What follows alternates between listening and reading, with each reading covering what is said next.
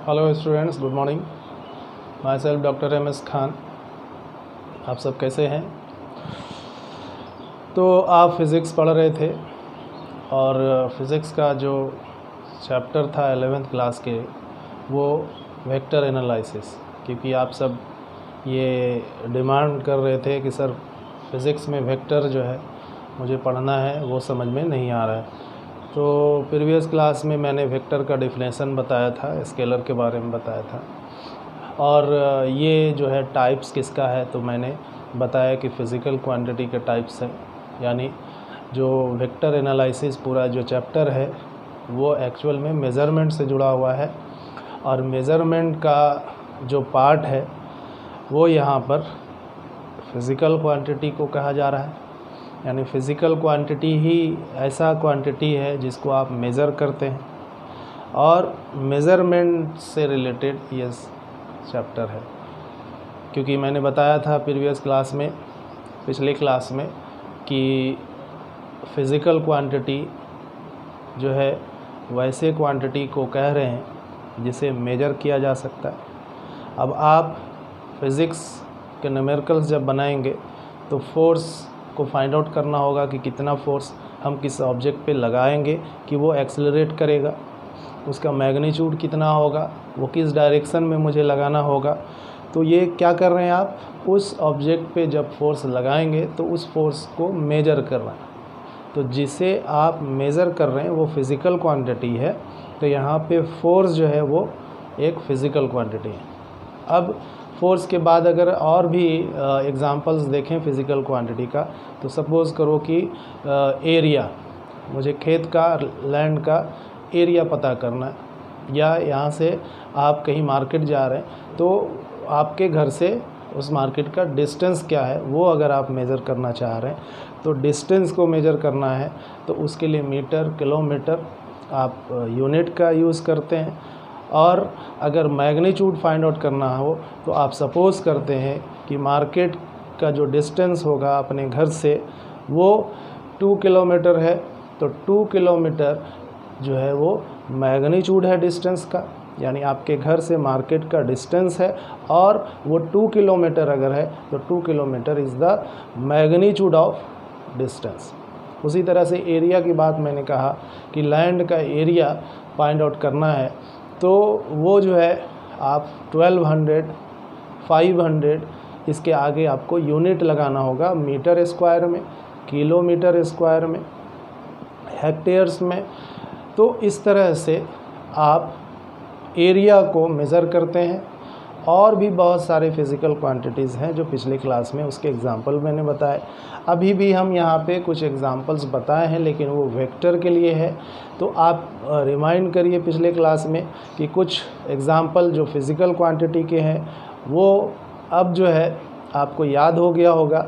जैसे में temperature, pressure, work, energy, power, electric field, magnetic field, resistance, electric current, density, magnetic moment, torque, ये सभी के सभी फ़िज़िकल क्वांटिटी। अब उसी फ़िज़िकल क्वांटिटी को मैंने बताया था कि 3 डिफरेंट जो है उसके टाइप्स हैं on the basis of their magnitude and direction. तो मैंने उसको बांटा था स्केलर क्वांटिटी में, दूसरा वेक्टर क्वांटिटी में, और तीसरा जो है टेंसर क्वांटिटी में। तो मैंने पिछले क्लास में स्केलर का डिफिनेशन दिया था और बताया था कि फ़िज़िकल क्वांटिटी जिसे आप मेज़र करते हैं अगर सिर्फ उसके मैग्नीट्यूड से मेज़र हो तो वो स्केलर कहलाता है, और मैग्नीट्यूड और डायरेक्शन के साथ साथ अगर मेज़र किया जा रहा है और उसका एडिशन अगर सिंपल अलजेब्रा में हो तो वो भी स्केलर होता है। लेकिन अगर वेक्टर क्वांटिटी की बात करें तो वहाँ पे मैग्नीट्यूड और डायरेक्शन का होना ज़रूरी है, और उसके साथ साथ सबसे इम्पॉर्टेंट है कि 2 या 2 से अधिक वेक्टर को अगर ऐड या सब्ट्रैक्ट करना है तो उसके लिए वेक्टर अलजेब्रा का फॉलो करना भी आपको ज़रूरी होता है, क्योंकि वेक्टर में डायरेक्शन यहाँ शो कर रहे हैं और मैग्नीट्यूड तो है ही है, तो डायरेक्शन को जब आप रिप्रेजेंट करेंगे तो वो डायमेंशन जो होगा वो 2 डायमेंशनल पे चला जाएगा, 3 डायमेंशनल पे चला जाएगा। तो अब जो डायमेंशनल मतलब डायरेक्शन अलग अलग होगा तो उसको हम लोग को ऐड करना है। तो डायरेक्शन जब डिफरेंट होगा तो उसका एडिशन जो है, रूल्स जो है वो सिंपल अलजेब्रा नहीं होगा। उसके लिए एक्स्ट्रा जो रूल है, स्पेशल जो रूल है वो यहाँ पे वेक्टर अलजेब्रा है। और मैंने बताया था कि वेक्टर अलजेब्रा जो है वो जो लॉ है वो 3 लॉ से कंबाइन होकर बना है। एक जो लॉ है वो है ट्रायंगल लॉ, दूसरा जो लॉ मैंने बताया वो पैरेललोग्राम्स लॉ, और तीसरा जो मैंने बताया है वो है आपका पॉलीगन्स लॉ। तो डियर स्टूडेंट्स, पिछले क्लास का लेक्चर आप समझ रहे होंगे। वेक्टर एनालिसिस का जो बेसिक था वो मैंने आपको बताया है। आज हम लोग वेक्टर से स्टार्ट करते हैं और उस वेक्टर का एडिशन जो है आज हम लोग सीखेंगे कि 2 वेक्टर्स को ऐड हम लोग कैसे करते हैं, और वो भी वेक्टर अलजेब्रा के रूप में, या ट्रायंगल्स लॉ, पैरेललोग्राम्स लॉ या पॉलीगन्स लॉ का यूज़ करके हम 2 या 2 से अधिक वेक्टर को जो ऐड करेंगे या सबट्रैक्ट करेंगे वो किस तरह से होता है। आज हम लोग जो टाइम होगा उसमें कोशिश करेंगे कि ज़्यादा से ज़्यादा जो है कंटेंट आपको बताया जाए ताकि आपका जो कंसेप्ट हो वो क्लियर हो जाए। तो यहाँ जो बोर्ड पे दिख रहा है, ध्यान से देखिए कि वेक्टर क्वांटिटी का डेफिनेशन मैंने लिखा है। क्या है ये डेफिनेशन? तो मैंने कहा कि वैसे फिज़िकल क्वांटिटीज़ जिसको मेजर करने के लिए मैग्नीट्यूड और डायरेक्शन का होना मस्ट है, ज़रूरी है, और उसे ऐड करने के लिए यानी 2 वेक्टर्स को ऐड करने के लिए वेक्टर अलजेब्रा भी यहाँ पर ज़रूरी होता है। तो आप देखेंगे यहाँ पे कि those physical quantities which are necessary required magnitude as well as direction to measure them and follow vector algebra for their addition and subtraction. अब एग्जाम्पल जो है, अगर हम लोग कहें कि फिज़िकल क्वांटिटी तो बहुत सारे हैं, लेकिन उसको कैटेगरीज में बांटा गया, स्केलर, वेक्टर और टेंसर में। टेंसर की बात अभी हम लोग नहीं कर रहे हैं क्योंकि स्पेशल जो आपके सिलेबस में है वो आपको टेंसर नहीं पढ़ना है। हायर क्लासेस में जो है आपको ज़्यादा से ज़्यादा टेंसर के बारे में पढ़ना है। सिंपली ये जान लीजिए कि जो स्केलर और वेक्टर नहीं होगा वो टेंसर होगा, और टेंसर में जो मैग्नीट्यूड और डायरेक्शन है वो इतना तेज़ी से चेंज करता है जिसको आप काउंट नहीं कर सकते। वेरिएबल जो है उसका मैग्नीट्यूड और डायरेक्शन होता है, इसीलिए हम उस फिज़िकल क्वांटिटी को टेंसर के रूप में जानते हैं। तो टेंसर आपके सिलेबस में नहीं, अभी आप बस इतना जानिए, लेकिन जो पढ़ना है आपके सिलेबस में वो यहाँ पर वेक्टर एनालिसिस है, वेक्टर क्वांटिटी है, और उस वेक्टर क्वांटिटीज़ के यहाँ पर कुछ एग्जांपल्स हैं जिसे आपको इसमें एडिशन, सब्ट्रैक्शन, मल्टीप्लिकेशन और डिवीज़न करना है।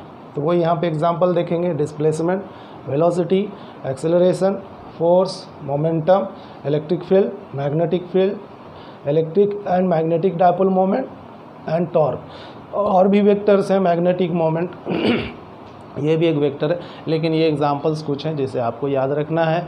और क्वेश्चंस पूछते हैं कि which of the following is a vector quantity, तो कम से कम इतने से ही आप का काम चल जाएगा अगर आप इसे याद कर लेते हैं तो। ठीक है, आगे जो है हम लोग वेक्टर का जो सिंबल है उसको जानेंगे। यानी वेक्टर तो ये सभी के सभी हैं, लेकिन कैसे वेक्टर को रिप्रेजेंट करेंगे और उसका जो सिंबल होगा वो क्या होगा, उसे अब आगे हम लोग यहाँ देखेंगे।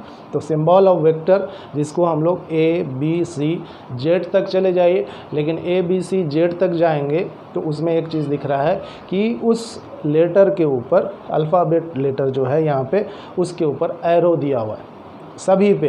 तो अगर किसी लेटर के ऊपर एरो हो तो उसका जो सिंबल है वो वेक्टर का है।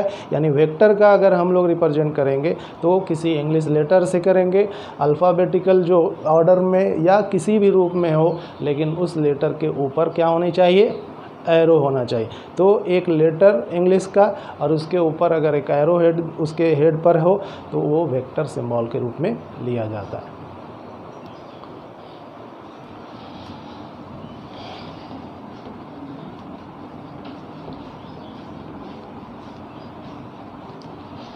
तो आप स्टूडेंट्स यहाँ पे क्लियर है कि वेक्टर किसे कह रहे हैं। आप देखोगे घर में जो इलेक्ट्रिसिटी है जो यूज़ कर रहे हैं बल्ब के लिए, फ़ैन के लिए, फ्रिज के लिए या टीवी के लिए, मोबाइल के लिए, तो उसको ऑपरेट करने के लिए इलेक्ट्रिक फील्ड चाहिए, मैग्नेटिक फील्ड चाहिए, इलेक्ट्रोस्टैटिक फोर्स यानी इलेक्ट्रिकल फोर्स, मैग्नेटिक फोर्स, ये सब की ज़रूरत है। फ़ैन अगर मूव कर रहा है तो जाहिर सी बात है उस पर फोर्स लग रहा होगा। हम और आप तो उसको नहीं घुमा रहे, तो वो इलेक्ट्रिकल और मैग्नेटिक फोर्स उस पर काम कर रहा है। तो अब एक तरह का फोर्स उस पर काम नहीं कर रहा है। मैग्नेटिक फील्ड जो है वो भी डिफरेंट डायरेक्शन में बहुत सारा होगा, क्योंकि किसी इलेक्ट्रिक सर्किट में, ठीक है, बहुत सारा कंपोनेंट उसमें यूज़ किया हुआ है। तो वो कंपोनेंट से इलेक्ट्रिक फील्ड, मैग्नेटिक फील्ड जो क्रिएट हो रहा है उसके अलग अलग डायरेक्शन है। तो दो या दो से अधिक अगर इलेक्ट्रिक फील्ड है तो उसको फिर आपको ऐड करना होगा।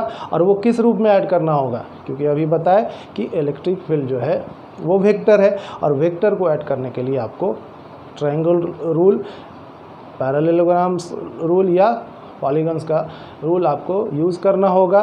सिंपली कह सकते हैं कि इलेक्ट्रिक फील्ड वेक्टर्स है, तो दो से ज़्यादा इलेक्ट्रिक फील्ड या मैग्नेटिक फील्ड्स या फोर्स की ही बात करें, ये सभी वेक्टर है। तो दो या दो से ज़्यादा अगर फोर्सेस होंगे तो उसे एक सिंगल फोर्स, उसका रिजल्टेंट अगर फाइंड आउट करना हो तो उसे ऐड करना होगा। अगर सम करने की बात आए तो, रिजल्टेंट निकालने की बात आए तो हम लोग उसका ऐड करेंगे, लेकिन सिंपली नहीं ऐड होगा।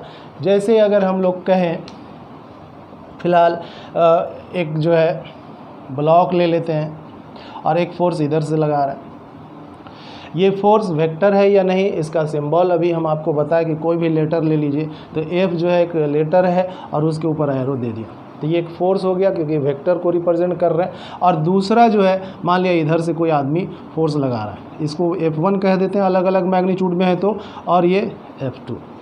अब इस पे रिजल्टेंट फोर्स इस ब्लॉक के ऊपर कितना लगेगा और वो किधर जाएगा।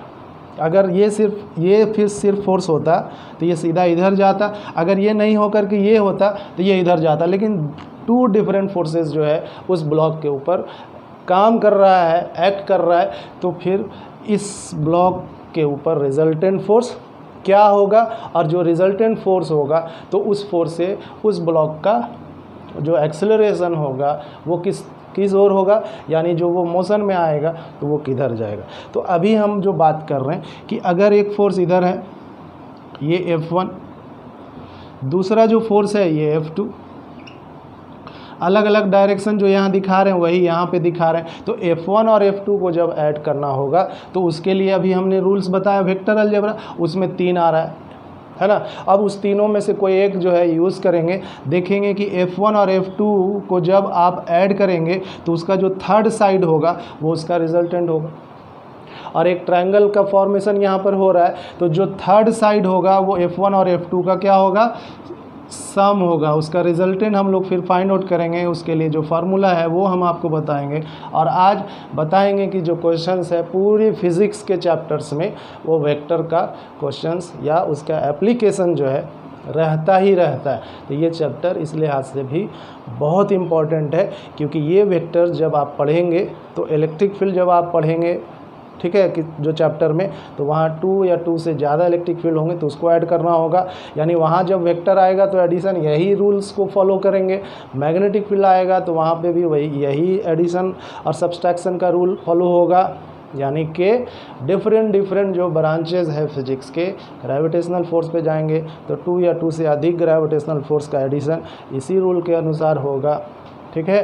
तो ये बात आप समझ रहे होंगे कि 2 या more than 2 vectors are added by vector algebra, and vector algebra contain 3 laws. These are parallelogram law, triangle law and polygons law. So F is a resultant force of F1 and F2, and F will be obtained by the rules of vector algebra. तो dear students, अभी हम लोग इस पे नहीं जा रहे हैं, हम बात कर रहे थे सिंबल का।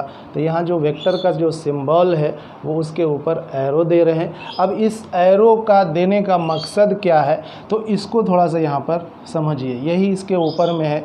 अब ये देखिए एक line segment with an arrow. अब ये जो लाइन सेगमेंट है, ये मान लिया एक वेक्टर है ए, या आपका जो फोर्स है ये एफ, वो हम दिखा दे रहे हैं। तो एफ जो है एक फोर्स है या कोई भी वेक्टर है, ए बी सी डी कुछ भी, तो इसका यहाँ से यहाँ तक का जो लेंथ होगा, लेंथ ऑफ लाइन सेगमेंट क्या शो करता है, मेजर करता है मैग्नीट्यूड को, मैग्नीट्यूड ऑफ वेक्टर। पहला पॉइंट, यानी किसी line segment with an arrow अगर है तो लाइन सेगमेंट का जो लेंथ होगा वो उसका उस वेक्टर का मैग्नीट्यूड होगा, और जो एरो है वो उसके डायरेक्शन को बताता है। तो ये इसीलिए किसी वेक्टर के जो लेटर है उसके हेड पे ये डाला जाता है, ताकि आप पहचानें कि वो वेक्टर है, और वेक्टर में मैग्नीट्यूड एंड डायरेक्शन दोनों होता है। इसीलिए ये जो है यहाँ पर यूज़ किया जा रहा है किसी भी लेटर के ऊपर ये एरो। तो एरो रिप्रेजेंट कर रहा है डायरेक्शन ऑफ वेक्टर। क्लियर? तो इस तरह से जो कोई किसी लेटर पे उसके ऊपर जो एरो देते हैं वो इसीलिए क्योंकि वेक्टर में मैग्नीट्यूड और डायरेक्शन से मेजर होता है कोई वेक्टर, तो वो मैग्नीट्यूड और डायरेक्शन से जब मेजर होता है तो वही line segment with arrow represent करता है उसी का मैग्नीट्यूड और डायरेक्शन। जो लाइन सेगमेंट का लेंथ होगा वो वेक्टर का मैग्नीट्यूड शो करेगा, और उसका जो एरो है उस वेक्टर का डायरेक्शन बताता है। तो यहाँ पर आप समझ गए होंगे कि इस तरह से किसी वेक्टर का सिंबल रिप्रेजेंट होता है, और क्यों होता है वो हम आपको बताएं। अब अगर हम लोग कह दें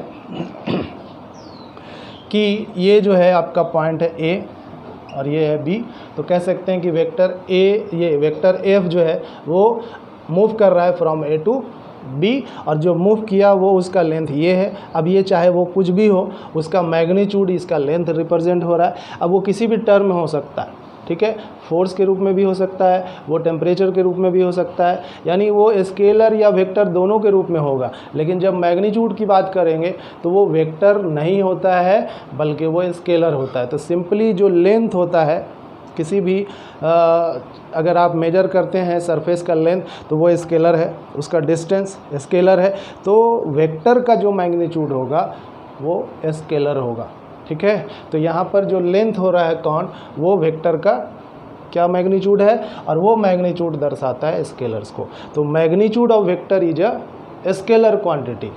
मैग्नीट्यूड जो होगा, ऐसे भी आपको बताया कि scalar which is measured by the magnitude only.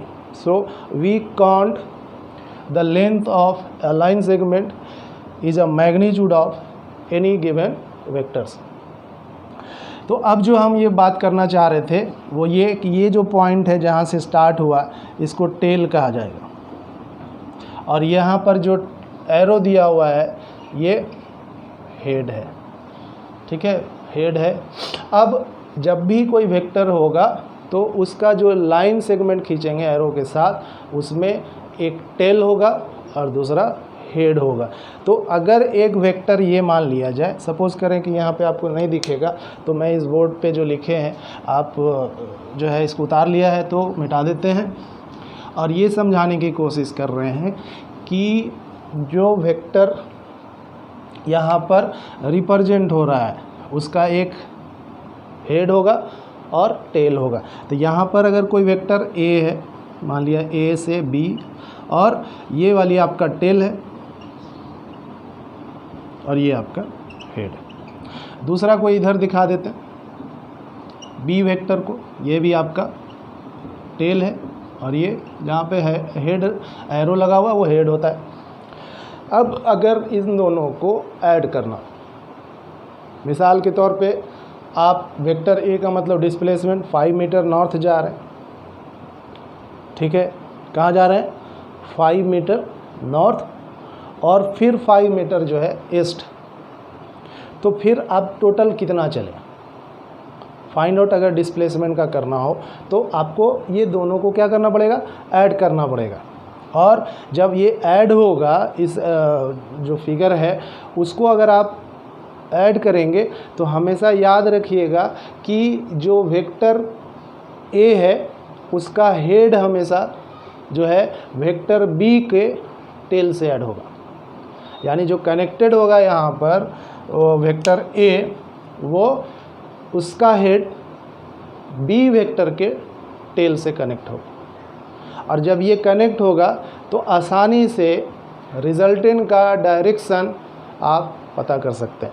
यानी ए और बी का जो सम होगा, जब उसको ऐड करेंगे तो तीसरा जो रिजल्टेंट वेक्टर मिलेगा उसका भी डायरेक्शन होगा, तो वो डायरेक्शन आसानी से और ईज़िली जो है फाइंड आउट कर लेंगे। लेकिन अगर ये हेड और टेल ऐड नहीं करेंगे तो दोनों वेक्टर का जो सम का जो रिजल्टेंट कह रहे हैं हम लोग, उसका डायरेक्शन गलत हो जाएगा। तो जब भी कोई दो वेक्टर या दो से अधिक वेक्टर को ऐड करना होगा तो उसके लिए एक वेक्टर का हेड तो दूसरे वेक्टर का हमेशा और हमेशा टेल होना चाहिए। अब इसको अगर हम लोग यहाँ पे क्लियर करें तो देखिए, एक वेक्टर ये है और इसका हेड है ये, दूसरा वेक्टर ये है, तो इसके यहाँ से ऐसे चलें, जैसे है वही यहाँ पे पैरेलल उसके ऊपर गिराएंगे।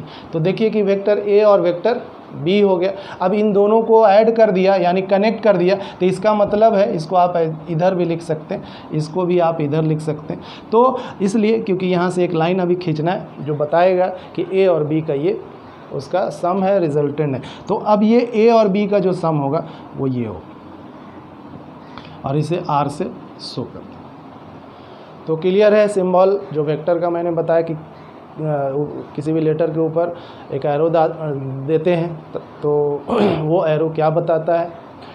दूसरा, जब दो वेक्टर्स है और उसका जो लाइन सेगमेंट विथ एरो है वो दोनों को किस तरह से कनेक्ट करेंगे ताकि हमें रिजल्टेंट पता चल जाए, रिजल्टेंट का मैग्नीट्यूड और डायरेक्शन का पता आसानी से हो जाए। जब आप यहाँ पर हेड और हेड कर देते हैं, यहाँ पे ये वेक्टर ए है और ये भी देखिए वेक्टर बी है, दोनों हेड नहीं हो सकता। अगर हेड करेंगे तो फिर इसका रिजल्टेंट आपको फाइंड आउट करने में दिक्कत होगा, नहीं फाइंड आउट कर सकेंगे और फिर वो आपका क्वेश्चन जो सॉल्व कर रहे हैं न्यूमेरिकल्स वो 100% गलत हो जाएगा। तो ध्यान रखिए कि जब दो वेक्टर्स को ऐड करना हो तो एक वेक्टर का हेड और दूसरे वेक्टर का टेल होना चाहिए। क्लियर है? चलिए अब आते हैं हम लोग, बहुत सारे टाइप्स हैं वेक्टर के, लेकिन मैं अभी उस पर बात नहीं करूंगा, सीधा एडिशन ऑफ वेक्टर पे आते हैं कि दो वेक्टर्स को ऐड कैसे करेंगे। इसके बाद फिर हम टाइप्स जो है वेक्टर का डिस्कस करेंगे। तो यहाँ पर हम लोग जो अब पढ़ने जा रहे हैं इसी वेक्टर का जो है एडिशन पढ़ेंगे, दो वेक्टर का या दो से अधिक वेक्टर का एडिशन। पहले टू वेक्टर्स को देखते हैं, एडिशन ऑफ टू वेक्टर्स।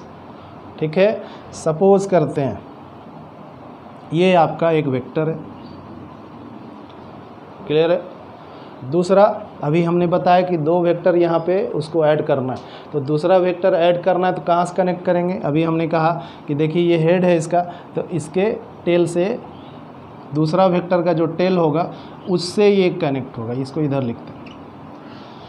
ठीक है। अब जो एडिशन है अभी अभी हमने बताया, तो उसके दो तीन रूल हैं, बाई ट्रायंगल लॉ से भी, दूसरा बाई पैरालेलोग्राम लॉ से भी ऐड कर सकते हैं, और तीसरा बाई पॉलीगन्स लॉ से। तो यहाँ पर जो वेक्टर्स को हम लोग ऐड कर रहे हैं वो ट्रायंगल लॉ से भी ऐड कर सकते हैं। अब देखिए ए है और ये बी है, इसका यहाँ जहाँ से स्टार्ट किए और जहाँ एंड हुआ वो यहाँ से मिलाइए। ठीक है, तो ये जो है एक ट्रायंगल बन गया और वो उसका क्या हो गया, रिजल्टेंट। तो R is equal to vector A plus vector B. अब इसको हम लोग पहला वाला आप इसको समझिएगा कि हमने बाई ट्रायंगल लॉ इसको बताया है और वो यहाँ पे वेक्टर ए का हेड बी के टेल से कनेक्ट है, और रिजल्टेंट में यहाँ देख रहे हैं आप कि दोनों टेल हो गया। तो यहाँ रिजल्टेंट जब फाइंड आउट करेंगे तो जहाँ से चले और जहाँ तक गए उसको जोड़ना है। तो इधर से लीजिएगा तो यहाँ हेड आएगा, डायरेक्शन चेंज हो जाएगा। यहाँ से आपको रेगुलर जो वेक्टर होगा उसी डायरेक्शन में आपको लेना है, और तब जाके इस रिजल्टेंट का डायरेक्शन सही होगा। तो यहाँ पर ए और बी को जो है ये इस तरह से चल रहा है, तो जाएंगे किधर, इधर ही जाएंगे। तो ये आपके लिए सही भी है। और आर रिजल्टेंट जो निकालेंगे वो R is equal to A plus B. इसी को हम लोग क्या कर दें, ए को अभी हम नहीं लें, इसका हेड ऐसा बनाते हैं, ठीक, ये बी है। यानी हम ऐसा कर सकते हैं कि वेक्टर ए का हेड को वेक्टर बी के टेल से ऐड करें, तो आपका जो सम होगा, एडिशन होगा, वो R is equal to A plus B होगा।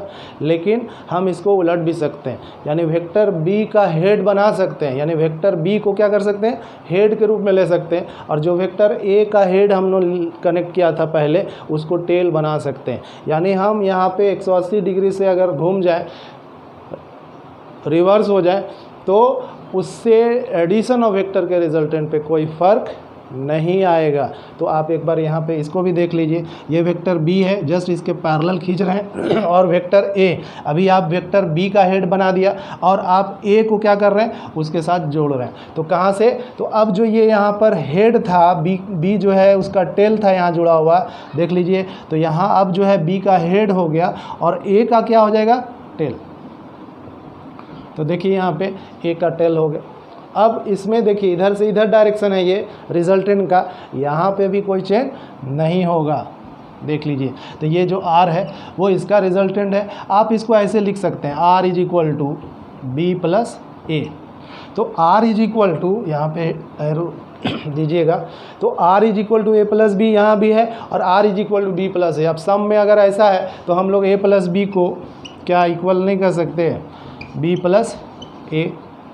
तो जब ट्रायंगल लॉ से ऐड करेंगे तो यहाँ ये बात पता चल रहा है कि ए को बी के साथ ऐड करो या बी को ए के साथ ऐड करो, रिजल्टेंट के मैग्नीट्यूड और डायरेक्शन पे कोई फ़र्क नहीं आएगा, और वो A plus B is equal to B plus A होगा। या आप इसको कह सकते हैं कि जो एडिशन ऑफ वेक्टर है वो कम्यूटेटिव लॉ पे बेस्ड है, कम्यूटेटिव लॉ को फॉलो करता है, यानी ए प्लस बी प्लस ए के इक्वल बिल्कुल हो सकता है। तो आप ये बात समझ गए कि बाई द ट्रायंगल लॉ अगर हम ऐड करेंगे तो ए प्लस बी, यहाँ पे अगर हम पहले ए को हेड लिया था, बी को टेल यहाँ लिया है, तो ए प्लस बी है। अब यहाँ बी को हेड ले रहे हैं और ए को टेल ले रहे हैं, उसका रिजल्टेंट भी वही आएगा जो पहले वाले ट्रायंगल से आ रहा है। तो यहाँ पे ट्रायंगल रूल से आप दो वेक्टर्स को क्या कर सकते हैं, ऐड कर सकते हैं। और अगर हेड और टेल को अगर चेंज कर देते हैं यहाँ पर, यानी ए को अगर हेड ले रहे हैं पहले और बी जो है उसका टेल होगा, बाद में अगर बी को हेड और ए को टेल करेंगे तो भी डायरेक्शन और मैग्नीट्यूड जो रिजल्टेंट का होगा वो चेंज नहीं करेगा। नोट कर लीजिए। दूसरा जो है बहुत ही इम्पॉर्टेंट है, और वो एडिशन ऑफ टू वेक्टर्स जो है वो किस तरह से ऐड होगा, इसको आप यहाँ पर ज़रूर जो है पढ़ने की कोशिश करेंगे, समझने की कोशिश करेंगे।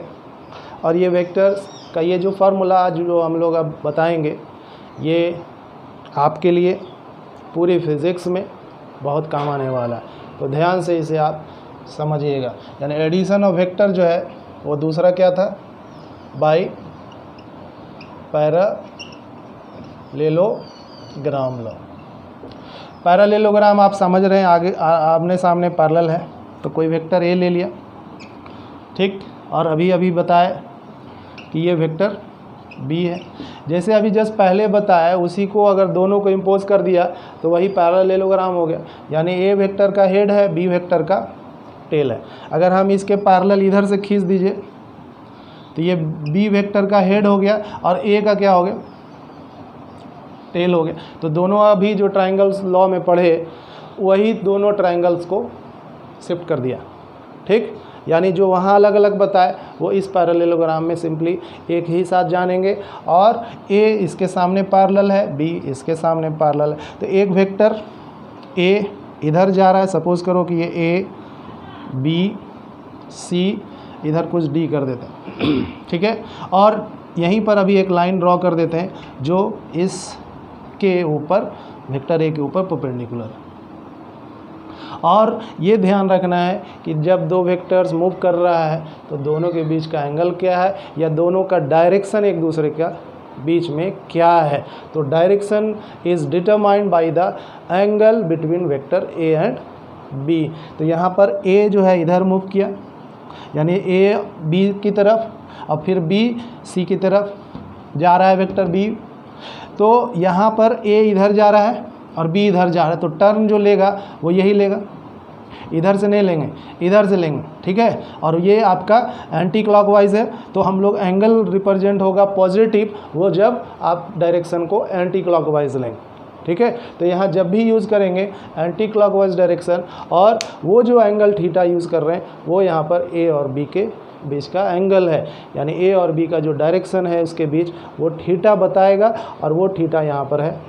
यही थीटा अगर यहाँ पे दिखाए तो कोई फ़र्क नहीं पड़ता, कॉरस्पॉन्डिंग एंगल के अनुसार आप ये भी थीटा दिखा सकते हैं, ठीक है। अब देखिए यहाँ पर कि ए से बी गया, बी से सी गया, वेक्टर बी मैग्नीट्यूड हो गया, यहाँ पहले वाला ए है, इसी के पैरेलल अगर वेक्टर ए को लेंगे तो यहाँ होगा। फ़र्क क्या यहाँ दिख रहा है कि पहले यहाँ जब यूज़ किए थे ये हेड हो रहा था और बी वेक्टर यहाँ टेल हो रहा था। इसके सामने वाला अगर वेक्टर ए है कोई फ़र्क नहीं पड़ रहा है, लेकिन फ़र्क ये पड़ रहा है कि यहाँ पहले हेड था, अब जो वेक्टर बी है पहले टेल के रूप में ऐड किया हुआ था ए के साथ, अब ये बी हेड के रूप में काम कर रहा है और ए इसका टेल के रूप में है। तो ये जब कंबाइंड होगा तो इसका जो रिजल्टेंट होगा वो, और ए और बी का जो रिजल्टेंट होगा वो, दोनों का जो डायरेक्शन होगा वो यही बताएगा। यानी A plus B is equal to, देखिए R is equal to A plus B देगा।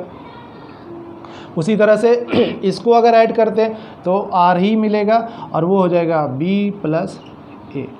तो इधर से ऐड करो या इधर से ऐड करो, जो पहला ट्रायंगल लॉ में बताया, यहाँ पैरेललोग्राम उसी को दोनों को कंबाइन करके ये बता रहा है कि इससे कोई फ़र्क नहीं पड़ेगा कि ए प्लस बी करो या बी प्लस ए, दोनों का मैग्नीट्यूड और डायरेक्शन रिजल्टेंट का सेम रहता है।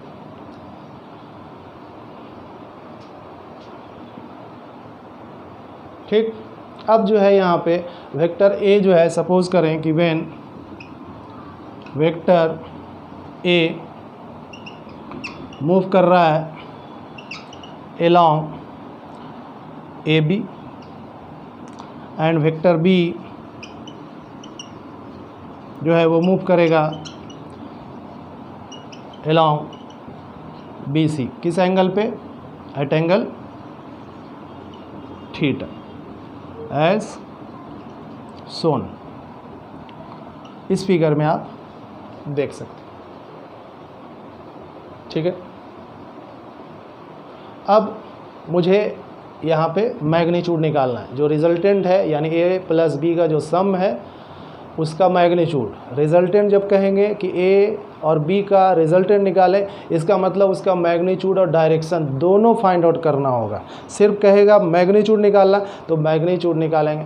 अगर रिजल्टेंट कहेगा, क्योंकि जब वेक्टर आएगा तो रिजल्टेंट ही होगा, क्योंकि जब वेक्टर फाइंड आउट करने जा रहे हैं तो उसका मैग्नीट्यूड और साथ साथ उसका डायरेक्शन को भी आपको फाइंड आउट करना है। तो हम यहाँ पे कहेंगे कि रिजल्टेंट जो आर है इसको हम यहाँ पे फाइंड आउट करेंगे, यानी उसका मैग्नीट्यूड और डायरेक्शन ये दोनों को हम लोगों को कैलकुलेट करना है और देखेंगे कि क्या इसका रिज़ल्ट आता है। तो देखिए, ध्यान दीजिएगा, ये आर जो मुझे फाइंड आउट करना है, देखिए तो यहाँ से यहाँ तक हाइपोटेनस है और ये इसके परपेंडिकुलर और ये उसका बेस।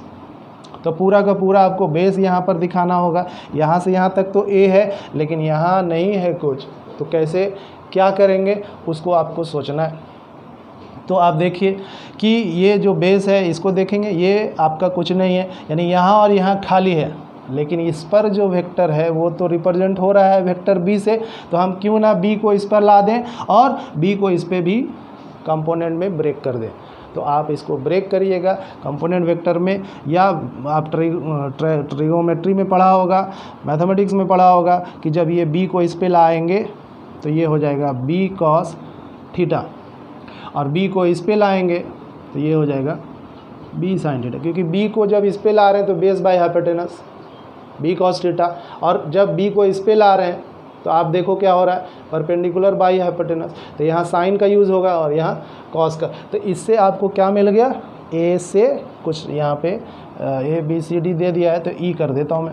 तो यहाँ पर ए से ई जो बेस है वो आपको पता चल गया कि ए प्लस बी कॉस थीटा है, और इसका जो परपेंडिकुलर है हमें ये रिजल्टेंट निकालने के लिए वो बी साइन थीटा है। अब आप अकॉर्डिंग टू पाइथागोरस थ्योरम पे चले जाइएगा, तो ये वाला का स्क्वायर और इस परपेंडिकुलर के स्क्वायर का जो सम होगा वो रिजल्टेंट के स्क्वायर के इक्वल होता है।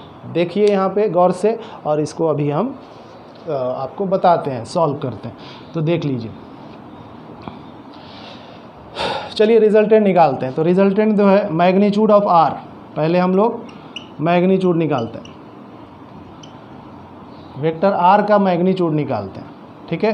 तो अभी हमने क्या कहा कि इसका और प्लस इसका मैग्नीट्यूड का मतलब, अगर हम लोग यहाँ पर ये कहें कि ये ए सी जो है वो मैग्नीट्यूड है, तो यहाँ जो इसका वेक्टर सम होगा वो क्या होगा, ए बी नहीं होगा, ए ई का और प्लस सी ई, ये दो वेक्टर है, यानी यहाँ से यहाँ तक एक वेक्टर, यहाँ से यहाँ तक एक वेक्टर, इन दोनों का जो सम है वो ये है। अब ए सी जो है यहाँ पे वो क्या है, तो ए सी जो है यहाँ आर स्क्वायर है, लिख सकते हैं आप इसको, आप ऐसे लिख सकते हैं, क्योंकि मैग्नीट्यूड मुझे फाइंड आउट करना है। तो मैग्नीट्यूड जो होगा वो इस तरह से रिप्रेजेंट करते हैं, यानी अगर इसको हटा देंगे तो ये एरो भी हट जाएगा, उसको भी हम आगे डिस्कस करें, पहले इसको सॉल्व कर लेते हैं। अब ए जो है यहाँ पे वो क्या दिख रहा है, A vector plus B cos theta, ठीक। यहाँ पर ये जो है आपका क्या हो जाएगा, इसका स्क्वायर, क्योंकि इसका स्क्वायर इज इक्वल टू इसका स्क्वायर प्लस इसका स्क्वायर, तो पहले हम लोग ये ले रहे हैं, और प्लस सी,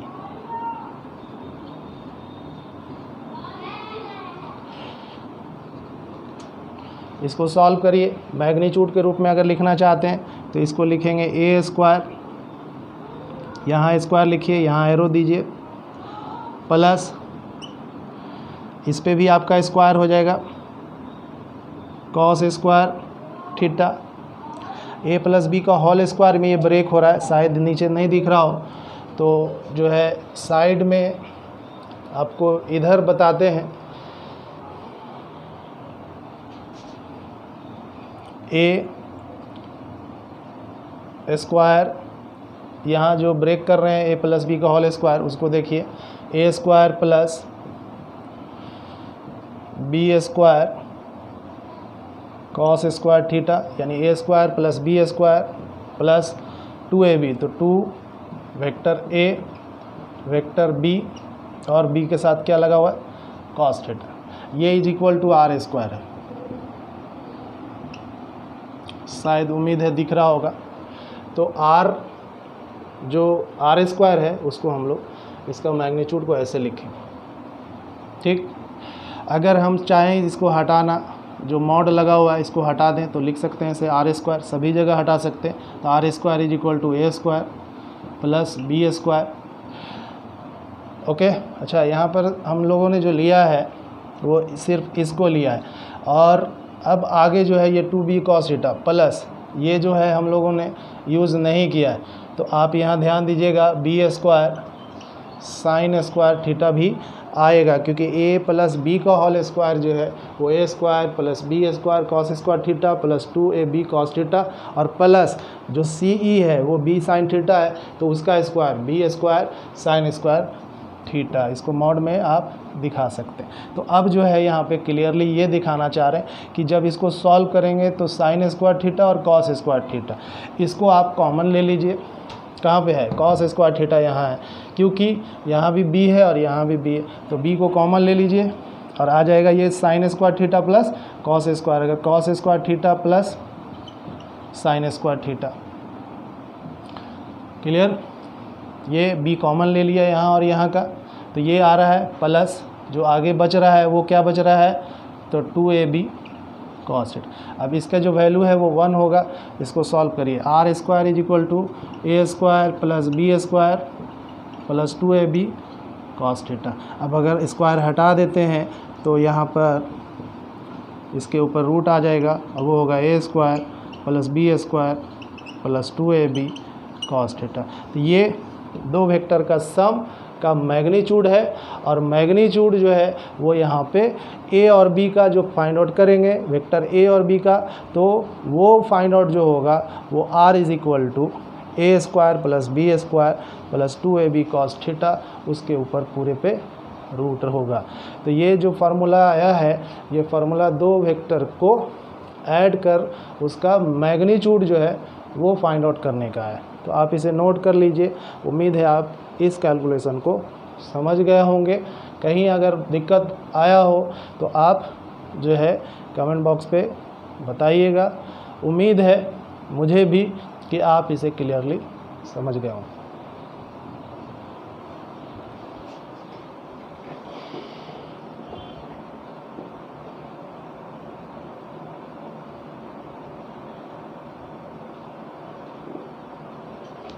ठीक है, तो आप जो है इसे मिटा देते हैं सबको। सॉरी, यहाँ अभी ज़रूरत है इस फिगर का, इसको अभी रहने देते हैं, क्योंकि अभी हम लोगों ने जो फाइंड आउट किया है वो यहाँ पर रिजल्टेंट कंप्लीट फाइंड आउट नहीं किया है, क्योंकि वेक्टर का जब सम करेंगे तो मैग्नीट्यूड के साथ साथ डायरेक्शन भी होगा।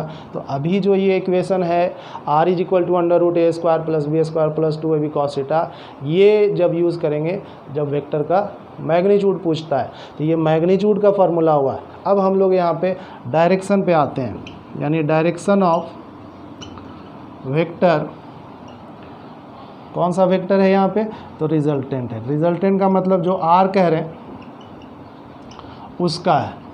तो रिजल्टेंट का डायरेक्शन कहाँ से, वेक्टर ए से।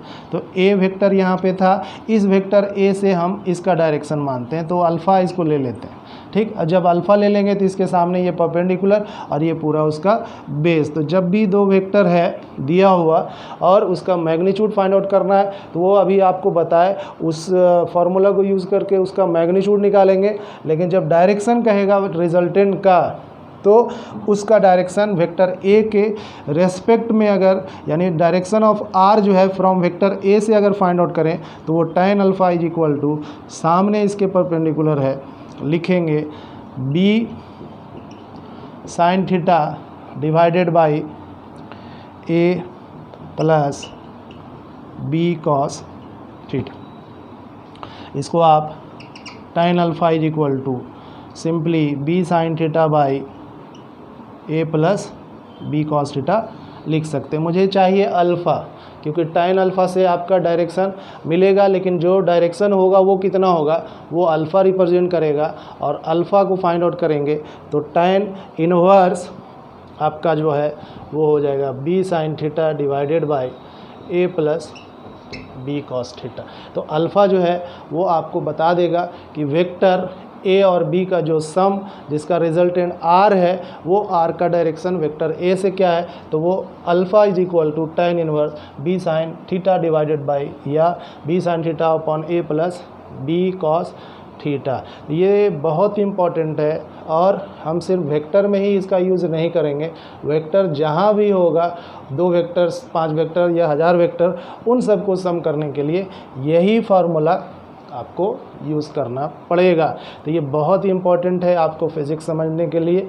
तो उम्मीद है कि ये जो बहुत इम्पॉर्टेंट है उसे आप बहुत ही सीरियसली आप स्टडी किया होगा, इस पे फोकस किया होगा, और आप पूरे लेक्चर्स को समझ पाए होंगे। तो ये चीज़ें जो निकल कर के आया है वो यहाँ पर देखिए, फिर से एक बार फार्मूला यहाँ पे लिख रहे हैं कि जब हम रिजल्टेंट निकालना हो तो पहले उसका मैग्नीट्यूड निकालते हैं।